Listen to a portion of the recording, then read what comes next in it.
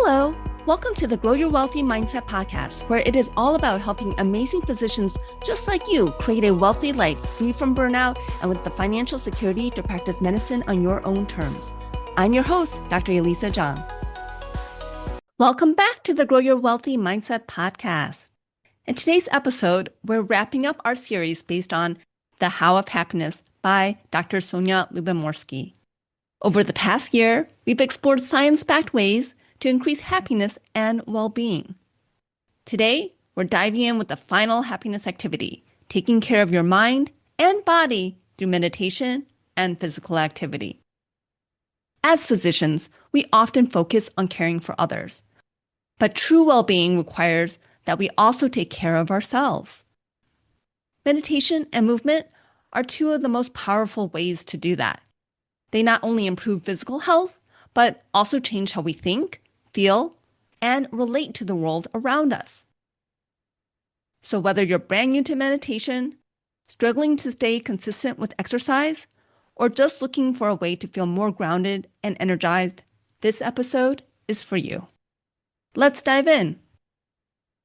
Dr. Lyubomirsky describes meditation as a way to cultivate true happiness by developing awareness and detachment, the ability to observe your thoughts and emotions without being swept away by them. I like to think of meditation as training for your mind, the same as you would train a muscle. It's the practice of learning where your attention goes and bringing it back again and again. There are many ways to meditate, and you may have already tried one without realizing it. Some people focus on their breath, a sound, or a single word. This is called concentrative meditation.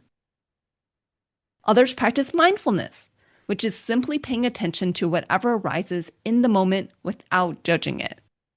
And then there's contemplative meditation, where you reflect on life's big questions, such as purpose or meaning. When I first tried meditating, I'll be honest, I found it hard to sit still. My mind would wander and would go from one thought to another. What did I need to do? What email did I forget to send? Or even random memories that could have occurred years ago. But with more practice, the more I realized is that noticing your mind wandering is not failure. It's actually the essence of meditation. Every time you notice yourself distracted and gently bringing your focus back, you're strengthening your ability to be present. There are a few guiding attitudes that can make meditation more approachable. Try to be non-judgmental. Notice that your thoughts as they come and go, like clouds drifting in the sky. Be patient and let them unfold in their own time. Be non-striving. Don't meditate to achieve some perfect state. Just show up for the practice. Trust yourself and the process. Be open to what arises, and perhaps more importantly, learn to let go. When you can release rumination or attachment to certain thoughts, you can create a space of freedom and calm. The research supporting meditation's benefits is remarkable. Many studies have shown that regular meditation can increase positive emotions, reduce stress, and even change the brain's structure. One study published in 2002 found a 65% increase in dopamine release during a specific type of meditation called Yoga Nidra, which is a deep state of relaxation. Other studies have shown improvements in creativity, intelligence, and cognitive flexibility, even among older adults. Long-term meditators have often been found to have more gray matter in brain areas associated with emotional regulation and memory. In other words, meditation doesn't just make you feel better, it helps your brain function better. If you've never meditated before, you can start simply.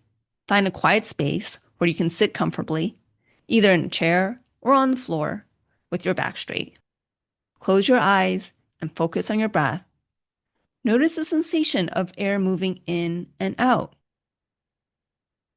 You can silently repeat a word or a phrase as you exhale, something calming like the word peace or relax, or simply Om. Your mind will wander, and that's completely normal. When it does, gently bring your focus back to your breath. Start with just 5 minutes a day and gradually work your way up. Like any new habit, consistency matters far more than perfection. There are also plenty of tools to help you get started. Headspace is one app I tried. It was offered to physicians for free during the COVID pandemic. Calm is another one that helps focuses on relaxation and sleep. Insight Timer is free and has thousands of guided meditations from teachers all over the world. 10% Happier is geared toward busy professionals and meditation skeptics, which may resonate with some of us in medicine. You can also find beginner meditation classes at yoga studios, community centers, or even online platforms like InsightLA, Spirit Rock, or the Mindfulness Center. I haven't tried any of these platforms, and I'm not affiliated in any way. Now let's switch gears and talk about physical activity. As physicians, we know that regular exercise is important for our physical health, but it's also a crucial part of maintaining mental well-being. There's an incredible body of research showing that exercise can be just as effective as medication for improving mood. One of the most well-known studies is the SMILE study, which stands for Standard Medical Intervention and Long-Term Exercise. This study, which was published in the Archives of Internal Medicine in 1999, looked at patients with clinical depression who were then divided into 3 groups. One group exercised, another took Zoloft, and a third did both. The exercise involved 3 supervised 45-minute sessions per week of walking or jogging at moderate intensity. After 4 months, all 3 groups showed significant improvement in their depression symptoms. But what's fascinating is that the group that exercised only did just as well as the group that took the medication. Even more interesting, when researchers followed up 6 months later, those in the exercise group were less likely to relapse than those who had taken medication. I think that says a lot about how powerful physical activity is for our emotional resilience. Exercise gives us 2 kinds of benefits. The first is an immediate boost, what is sometimes called a runner's high, when endorphins and other mood-lifting chemicals flood into our systems. The second is the long-term benefit, improved self-esteem, better sleep, and greater emotional stability over time. Taking up a sport or fitness habit can also give you a sense of control over your body and health. When you see yourself improving, running further, lifting heavier, or simply moving with more ease, it reinforces your confidence and agency. If you work out with others, you get the added benefit of social connection, which itself contributes to happiness. The key, of course, is finding activity that fits your lifestyle and personality. If you're competitive, you may enjoy playing a sport like tennis or pickleball. If you love nature like I do, hiking and kayaking may be your thing. If you want to spend more time with your young children, a jogging stroller lets you do both at once. And if you don't like gyms, that's fine. You can skip them. The best form of exercise is one that you'll actually do regularly and enjoy. My husband likes to do Dance Dance Revolution for his aerobic exercise and works with hand weights at home. I find that if I go to a gym class, that I'm more likely to push myself doing aerobic activity. When it's nice out, I love being in the outdoors, so it's easy for me to want to go walking, hiking, or kayaking. But during the winter, I need more of a push. If you're just getting started, don't overdo it. Start out with walking, light stretching, or gentle yoga. If you're feeling sore or exhausted, that may be a sign to ease back. You can also try to just fit in movement throughout your day, taking the stairs instead of the elevator, parking further away, or doing squats while brushing your teeth.